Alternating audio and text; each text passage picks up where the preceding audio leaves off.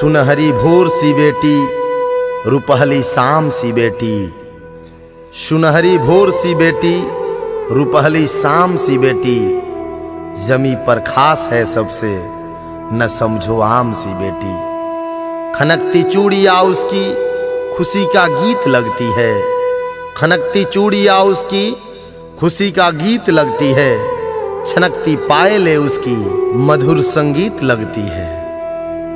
हमेशा घर में खुशियों का लगे पैगाम सी बेटी। सुनहरी भोर सी बेटी, रुपहली शाम सी बेटी। वो घर के काम में बचपन से माँ का संग निभाती है। वो घर के काम में बचपन से माँ का संग निभाती है। जरूरत जब जहां पड़ती नजर आगे वो आती है। किसी को दर्द हो घर में तो बनती बाम सी बेटी। सुनहरी भोर सी बेटी, रुपहली शाम सी बेटी। किसी को वो गजल लगती, किसी को वो रुबाई सी। किसी को वो गजल लगती, किसी को रुबाई सी।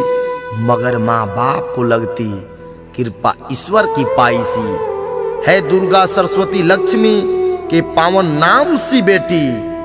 सुनहरी भोर सी बेटी, रुपहली शाम सी बेटी। सुनहरी भोर सी बेटी, रुपहली शाम सी बेटी।